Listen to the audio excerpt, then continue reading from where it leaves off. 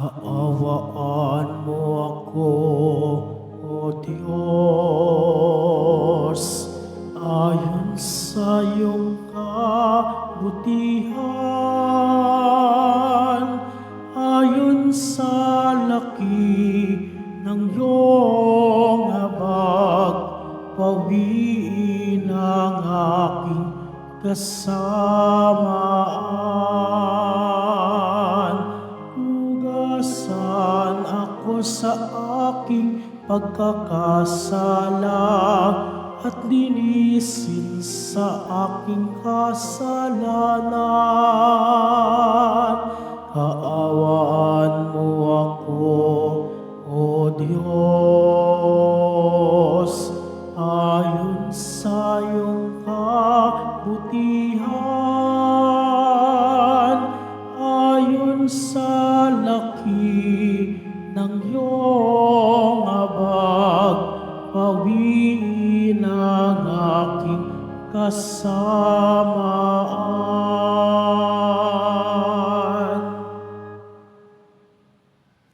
Sa ngalan ng Ama at ng Anak at ng Espiritu Santo, Amen. sumainyo ang Panginoon. At sumaiyo rin.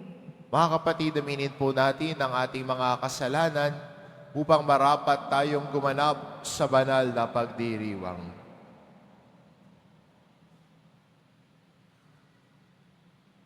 Inaamin ko Sa makapangyarihang Diyos at sa inyo mga kapatid, na luba akong nagkasala sa isip, sa salita at sa gawa at sa aking pagkukulang.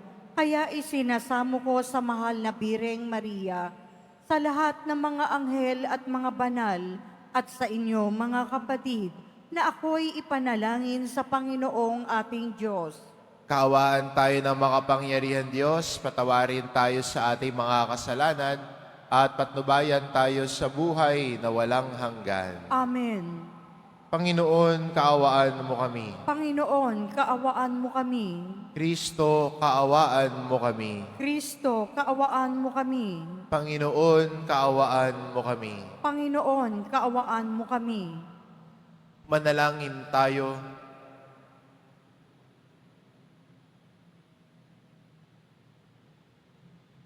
Ama naming makapangyarihan, sa iyong pagmamahal na aming maaasahan, maging dalisay at matibay ang iyong sambayanan. Hindi ito makaiiral kapag hindi mo pinatnubayan. Kaya't sa pagsubaybay mo, lagi kaming pangasiwaan sa pamamagitan ni Hesukristo, kasama ng Espiritu Santo, magpa sa walang hanggan. Amen. Magsiupo muna po ang lahat. Pagbasa mula sa ikalawang aklat ng mga hari. Noong mga araw na yon, sa Syria ay may isang pinuno na hukbo na labis na kinalulugdan ng hari, pagkat matapang siya, makapangyarihan at pinapatnubayan ng Panginoon, kaya laging matagumpay ang Syria. Ngunit siya'y ketongin. Siya ay sinaaman. Minsan, ang mga taga-Syria ay nakabihag ng isang babaeng Israelita.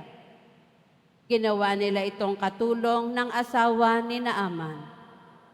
Sinabi nito sa kanyang Panginoon, "Kung ang asawa ninyo ay lalapit sa propeta sa Samaria, tiyak na gagaling siya."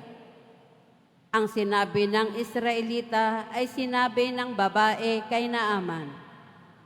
Nagpunta naman ito sa hari at ibinalita ang sinabi ng utusan ng kanyang asawa.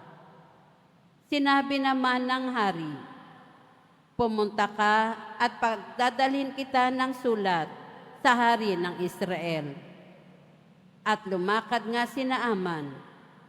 May dala siyang 30,000 putol na pilak, 6,000 pirasong ginto, at 10 magagarang kasuotan. Dala rin niya ang sulat para sa hari ng Israel. Anang sulat, "Mahal na Haring Horam, ang may dala nito'y si Naaman na aking lingkod. Ipinakikiusap kong pagilingin mo ang kanyang ketong.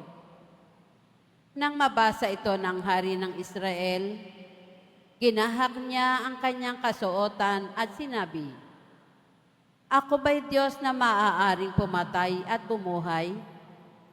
Bakit sa akin niya pinapunta ang taong ito para pagalingin sa kanyang sakit? Baka naman humahanap lang siya ng dahilan para magdigmaan kami." Nang mabalitaan ni Eliseo ang ginawa ng hari, ipinasabi niya, "Bakit ninyo gagahakin ang inyong kasuotan? Sa akin ninyo siya papuntahin para malaman nilang may isang propeta rito sa Israel."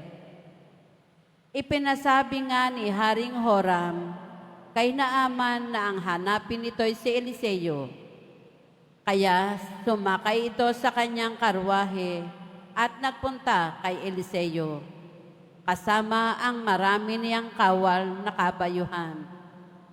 Ipinasabi sa kanya ni Eliseo, "Pumunta ka sa ilog Jordan. Lumubog ka ng 7 beses at mananauli sa dati ang iyong katawan. Gagaling ang iyong ketong." Nang marinig ang sinabi ni Eliseo, nagalit si Naaman at padabog na umalis. Sinabi niya, "Akala ko pa na may sasalubungin niya ako. Tatayo siya ng tuwid at tatawagin ng Diyos niyang Panginoon sa ilog Jordan. At itatapat sa aking kamay ang kanyang mga kamay upang ito'y gumaling. Bakit doon pa niya ako pasisisirin? Bakit hindi sa alinman sa mga ilog ng Damasco tulad ng Abana at ng Farpar? Hindi ba't mas malinis iyon kaysa alinmang tubig ng Israel? Siguro na may mas madali akong gagaling doon. Maliligo at galit na galit siyang umalis." Lumapit sa kanya ang kanyang mga katulong at sinabi, "Panginoon, hindi ba't gagawin ninyo kahit mahirap pa riyan ang ipagawa sa inyo ng propeta? Gaano pa yang pinaghuhugas lang kayo para luminis?" Kaya na mapag-isip-isip ito ni Naaman, lumusong siya ng ilog Jordan at lumubog ng 7 ulit. At tulad ng sinabi ni Eliseo, nanauli sa dati ang kanyang katawan at kuminis ang kanyang balat, tulad ng balat ng sanggol. Si Naaman at ang kanyang mga kasama ay nagbalik kay Eliseo. Sinabi niya, "Ngayon napatunayan kong walang ibang Diyos sa ibabaw ng lupa, kundi ang Diyos ng Israel." Ang salita ng Diyos. Salamat sa Diyos. Aking kinasasabikan ang Diyos na nabubuhay. Aking kinasasabikan ang Diyos na nabubuhay. Kung paanong yaong batis ang hanap ng isang usa, gayon hinahanap ang Diyos ng uhaw niyang kaluluwa. Aking kinasasabikan ang Diyos na nabubuhay. Nananabik ako sa Diyos, Diyos na buhay walang iba. Kailan kaya maaaring sa harap mo ay sumamba? Aking kinasasabikan ang Diyos na nabubuhay. Ang totoo, ang liwanag, buhat sa iyo ay pakamtan, upang sa Sion ay mabalik sa bundok mong dakong banal, sa bundok mong pinagpala at sa templo mong tirahan. Aking kinasasabikan ang Diyos na nabubuhay. Sa dambana mo, O Diyos, ako naman ay dudulog. Yamang galak at ligaya ang sa akin iyong dulot. Sa saliw ng aking alpay magpupuri akong lubos. Buong lugod na aawit ako sa Diyos na aking Diyos. Aking kinasasabikan ang Diyos na nabubuhay. Magsitayo na po ang lahat.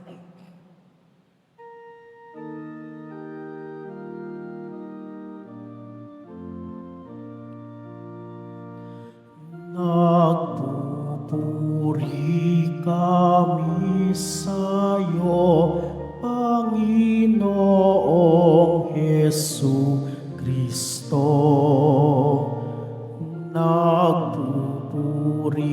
kami sa'yo, Panginoong Hesu Kristo. Umaasa ako sa Diyos, nagtitiwala ng lubos sa salitang nagdudulot ng pag-ibig na mataos upang kamtin ang pagtubos. Nagpupuri kami sa'yo, Panginoong Hesu Kristo.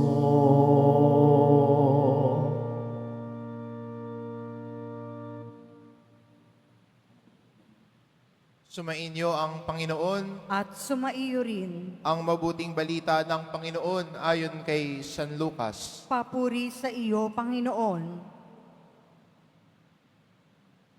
Nang dumating si Jesus sa Nazaret, sinabi niya sa mga nasa sinagoga, "Tandaan ninyo, walang propetang kinikilala sa kanyang sariling bayan. Ngunit sinasabi ko sa inyo, maraming balo sa Israel nung kapanahunan ni Elias, nang hindi umulan sa loob ng 3 taon at kalahati, at nagkaroon ng matinding taggutom sa buong lupain. Subalit, hindi sa kanino man sa kanila pinapunta si Elias, kundi sa isang babaeng balo sa Serapta, sa lupain ng Sidon. Sa dinami-dami ng mga ketongin sa Israel nung kapanahunan ni Eliseo, walang pinagaling isa man sa kanila. Si Naaman pang taga-Syria ang pinagaling. Galit na galit ang lahat ng nasa sinagoga nang marinig ito. Nagtindigan sila at pinagtabuyan siyang palabas sa taluktok ng burol na kinatatayuan ng bayan upang ibulid sa bangin. Ngunit dumaan siya sa kalagitnaan nila at umalis. Ang mabuting balita ng Panginoon. Pinupuri ka namin, Panginoong Heso Kristo. Magsiupo muna po ang lahat.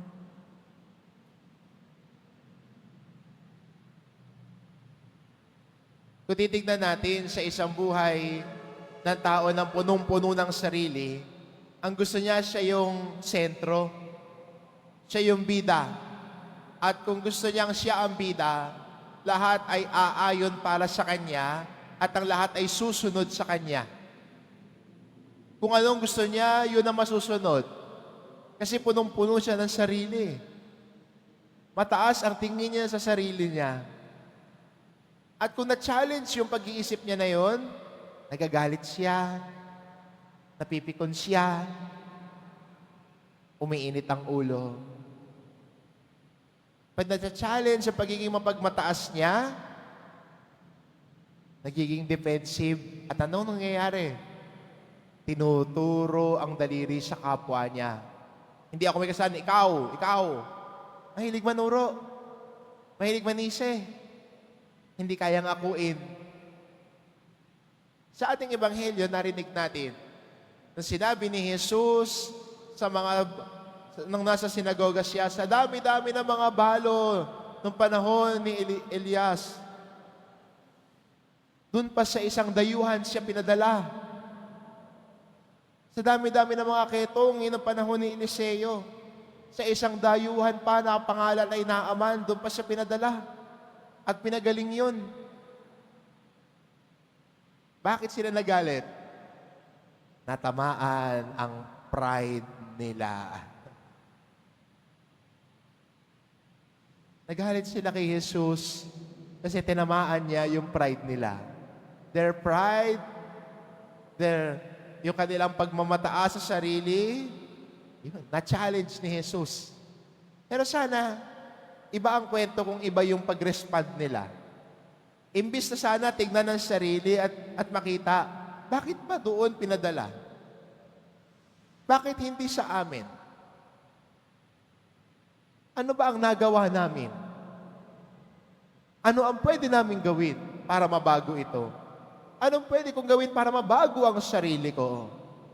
Hindi magalit doon sa nagsasabi ng totoo sa iyo. Hindi magagalit doon sa nagcha-challenge sa kaisipan mo.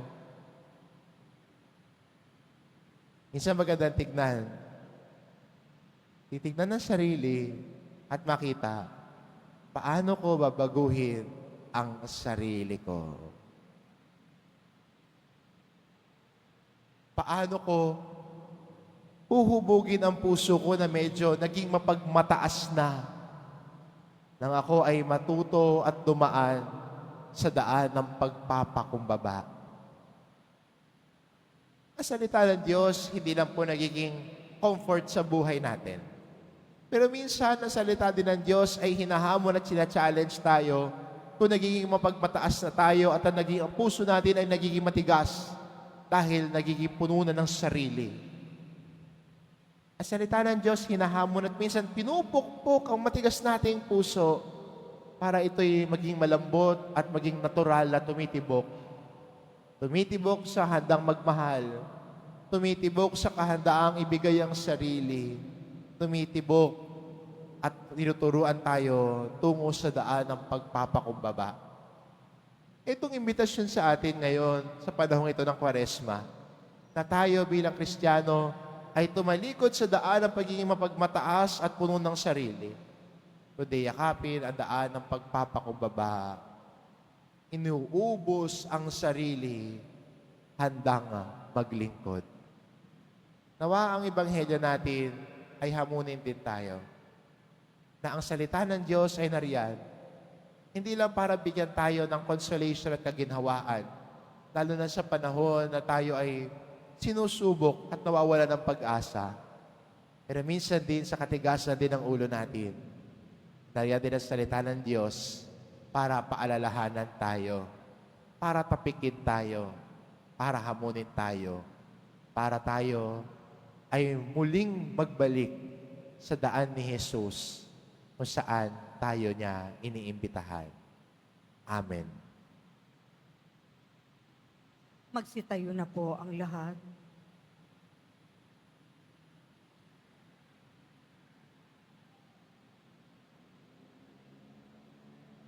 Minamahal ko mga kapatid, si Jesus ay hindi tinanggap sa kanyang sariling bayan. May pananampalatayang tinatanggap natin siya bilang ating Panginoon at tagapagligtas at nanalangin tayo sa ngalan niya.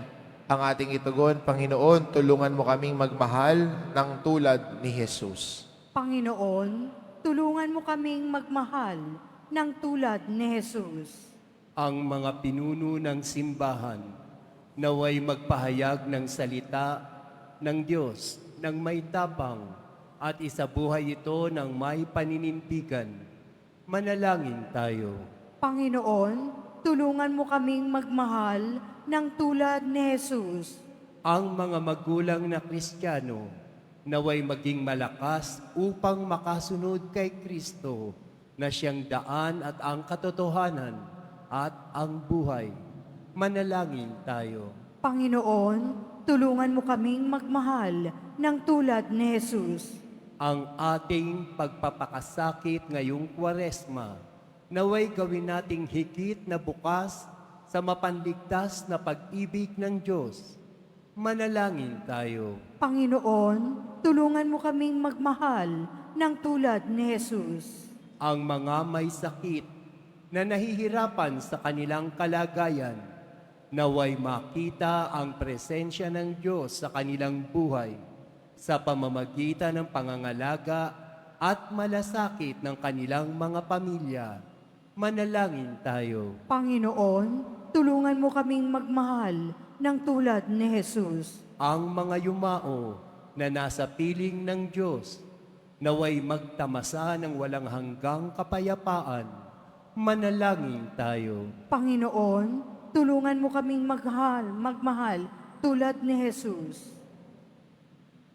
Ama naming makapangyarihan, sapagkat wala sa aming lumalapit kay Jesus kung hindi mo kami akayin sa Kanya.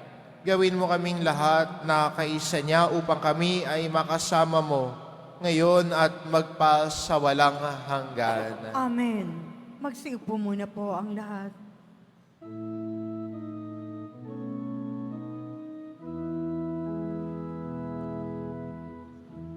Sumasamo kami sa'yo,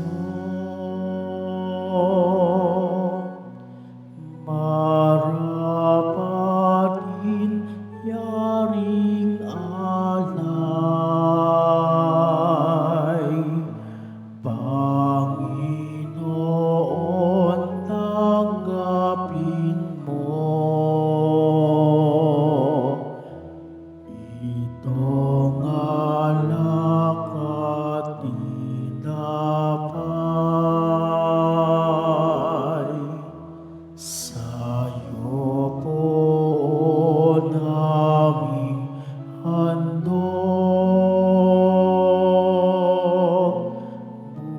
buong puso't pag-iisip.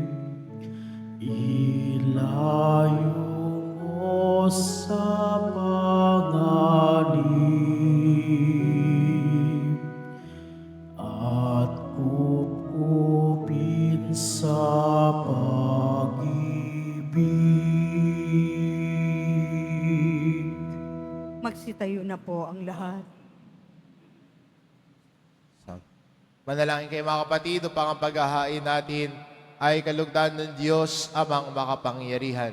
Tanggapin nawa ng Panginoon itong paghahain sa iyong mga kamay, sa kapurihan niya at karangalan, sa ating kapakinabangan at sa buong sambayanan niyang banal. Ama naming lumikha, ang aming paglilingkod sa paghahain ngayon ay lubusin mo sa aming pakikinabang sa dulot mong kaligtasan sa pamamagitan ni Hesukristo kasama ng Espiritu Santo, magpa sa walang hanggan. Amen. Sumainyo ang Panginoon. At sumaiyo rin, Itaas sa Diyos ang inyong puso at diwa. itinaas na namin sa Panginoon. Pasalamatan natin ang Panginoong ating Diyos. Marapat na siya ay pasalamatan.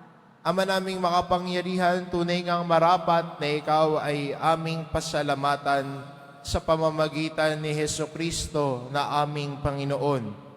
Minarapat mong ang pagtitiis para sa naghihirap ay maging tagapagpahiwatig ng pasasalamat na aming inihahain ngayon sa iyong hapag. Ang iyong anak ay ulirang tagabigay ng pagsasaluhan sa mga nagugutom at mga nauuhaw. Sa pagsunod namin sa giliw mong anak, ang pagkamaawain mo ay aming ginaganap upang ang pag-iimbot ay mapawing lahat sa aming ugali at gawaing binabalak. Kaya kaisa ng mga anghel na nagsisiawit ng papuri sa iyo nang walang humpay sa kalangitan, kami nagbubunyi sa iyong kadakilaan. Santo, Santo, Santo, Panginoong Diyos ng mga hukbo, napupuno ang langit at lupa ng kadakilaan mo, o sana sa kaitaasan, pinagpala ang naparirito sa ngalan ng Panginoon, o sana sa kaitaasan. Magsiluhod po ang lahat. Ama naming banal, ikaw ang bukal ng tanang kabanalan, kaya't sa pamamagitan ng iyong Espiritu gawin mong banal ang kaloob na ito, upang para sa amin maging katawan at dugo ng aming Panginoong Hesukristo. Bago niya pinagtiisang kusang loob na maging handog, hinawakan niya ang tinapay, pinasalamatan kanya, pinagati-hati niya iyon, iniabot sa kanyang mga alagad at sinabi, "Tanggapin ninyong lahat ito at kanin. Ito ang aking katawan na ihahandog para sa inyo.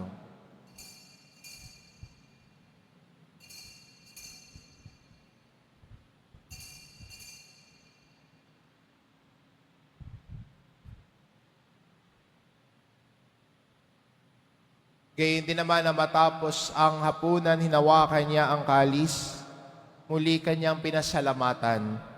Iniabot niya ang kalis sa kanyang mga alagad at sinabi, "Tanggapin ninyong lahat ito at inumin ito ang kalis ng aking dugo, ng bago at walang hanggang tipan.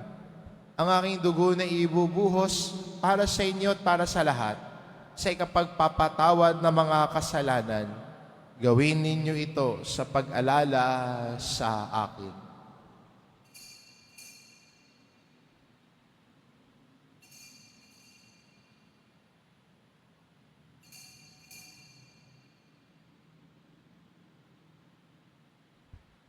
Magsitayo na po ang lahat. Ipagbunyi natin ang misteryo ng pananampalataya. Si Kristo'y namatay, si Kristo'y nabuhay, si Kristo'y babalik sa wakas ng panahon. Ama, ginagawa namin ngayon ang pag-alala sa pagkamatay at muling pagkabuhay ng iyong anak. Kaya't inaalay namin sa iyo tinapay na nagbibigay buhay at ang kalis na nagkakaloob ng kaligtasan. Kaming nagpapasalamat dahil kami iyong minarapat na tumayo sa harap mo para maglingkod sa iyo. Sinasamo namin kaming magsasalo-salo sa katawan at dugo ni Kristo ay mabuklod sa pagkakaisa sa pamamagitan ng Espiritu Santo. Ama, lingapin mo ang iyong simbahang laganap sa buong daigdig. Puspusin mo kami sa pag-ibig kaisa ni Francisco na aming Papa at ni Jose na aming Obispo at ng Tanang Kaparian. Alalahanin mo rin ang mga kapatid naming nahimlay na may pag-asang sila'y muling mabubuhay, gayon din ang lahat ng mga pumanaw. Kaawaan mo sila at patuloyin sa iyong kaliwanagan. Kaawaan mo at pagintapatin kaming lahat na makasalo sa iyong buhay na walang wakas. Kaisa na mahal na Birheng Maria na ina ng Diyos, ng kabiyak ng puso niyang si San Jose, kaisa ng mga apostol at ng lahat ng mga banal na namuhay dito sa daigdig ng kalugod-lugod sa iyo, maipagdiwang nawa namin ang pagpupuri sa ikararangal mo sa pamamagitan ng iyong anak na aming Panginoong Heso Kristo. Sa pamamagitan ni Kristo kasama niya at sa Kanya, ang lahat ng parangal at papuri ay sa iyo, Diyos amang makapangyarihan, kasama ng Espiritu Santo, magpa sa walang hanggan. Amen. Sa tagubili ng mga nakagagaling na utos at turo ni Jesus, na Panginoon natin at Diyos, ipahayag po natin ng lakas loob. Ama namin, sumasalangit ka, sambahin ang ngalan mo, mapasa amin ang kaharian mo, sundin ang loob mo dito sa lupa para nang sa langit. Bigyan mo kami ngayon ng aming kakanin sa araw-araw at patawarin mo kami sa aming mga sala para nang pagpapatawad namin sa nagkakasala sa amin at huwag mo kaming ipahintulot sa tukso at iadya mo kami sa lahat ng masama. Hinihiling namin kami adya sa lahat na masama pagkalooban ng kapayapaan araw-araw, iligtas sa kasalanan at ilayo sa lahat ng kapahamakan. Samantalang aming pinananabikan ang dakilang araw ng pagpapahayag ng tagapagligtas naming si Hesu Kristo. Sapagkat iyo ang kaharian at ang kapangyarihan at ang kapurihan magpakailanman. Amen. Panginoong Kristo, sinabi mo sa iyong mga apostol, kapayapaan ang iniiwan ko sa inyo, ang aking kapayapaan ang ibinibigay ko sa inyo. Tunghayan mo ang aming pananampalataya at huwag ang aming pagkakasala. Pagkalooban mo kami ng kapayapaan at pagkakaisa, ayon sa iyong kalooban kasama ng Espiritu Santo, magpa sa walang hanggan. Amen. Ang kapayapaan ng Panginoon ay laging sumainyo. At sumaiyo rin. Pagbigayan kayo ng kapayapaan sa isa't isa.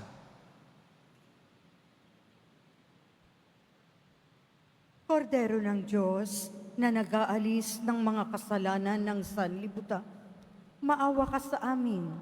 Kordero ng Diyos na nag-aalis ng mga kasalanan ng sanlibutan, maawa ka sa amin. Kordero ng Diyos na nag-aalis ng mga kasalanan ng sanlibutan, ipagkaloob mo sa amin ang kapayapaan. Magsiluhod po ang lahat.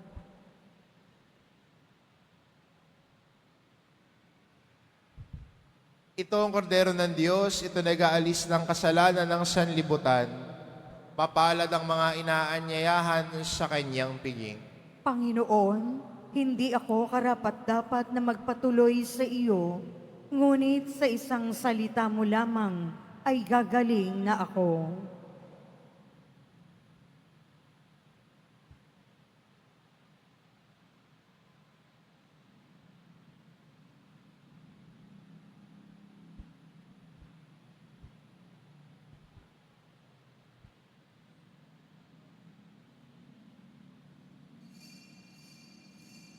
Para po sa lahat ng tatanggap ng banal na komunyon, sasagot po tayo ng amen.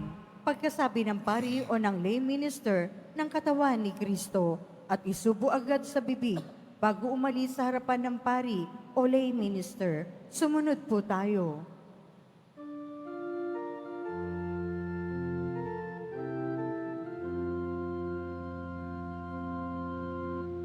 Sa pag-inom ng sinuman sa tubig na aking bigay, di na muling mauuhaw pagkat ito ay bubukal sa buhay na walang hanggan.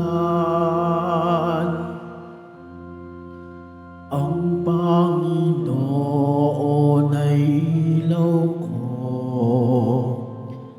at kaligtasan. Sino pa ba ang aking katatakutan? Ang Panginoon ang muog ng aking buhay. Sino pa ba ang aking kasisindakan? Sa pag-inom ng sinuman sa tubig na aking bigay, di na muling mauuhaw pagkat ito ay bubukal sa buhay na walang hanggan. Sa pag-inom ng sinuman sa tubig na aking bigay, di na muling mauuhaw pagkat ito ay bubukal sa buhay na walang hanggan.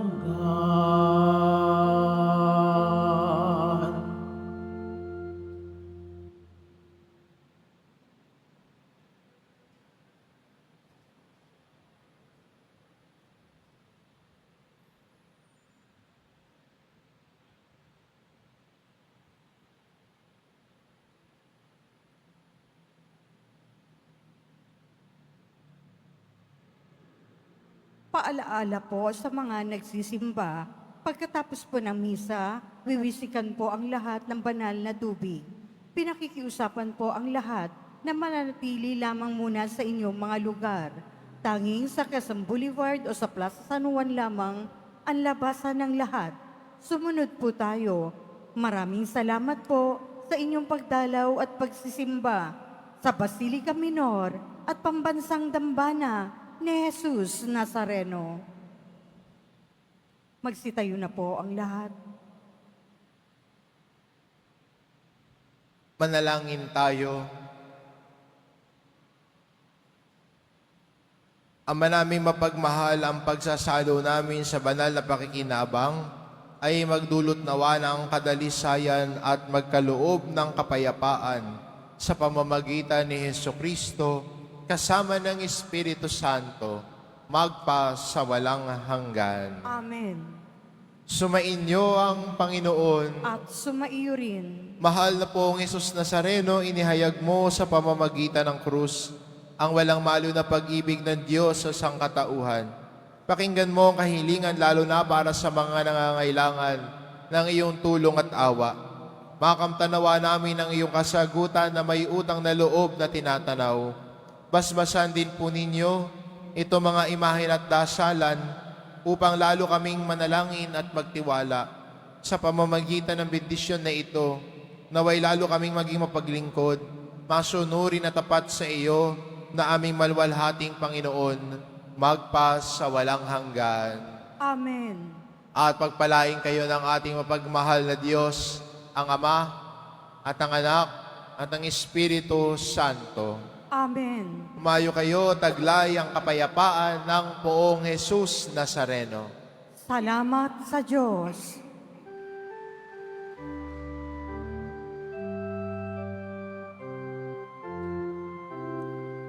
Nuestro Padre Jesus Nazareno, sinasamba ka namin, pinipintuho ka namin, aral mo ang aming buhay at kaligtasan. Nuestro Padre Jesus Nazareno, iligtas mo kami sa kasalanan. Ang krus mong hinamatayan ay sagisag ng aming kaligtasan. Nuestro Padre Jesus Nazareno, dinarangal ka namin. Nuestro Padre Jesus Nazareno, niluluwalhati ka namin. Nuestro Padre Jesus Nazareno, dinarangal ka namin. Nuestro Padre Jesus Nazareno, niluluwalhati ka namin.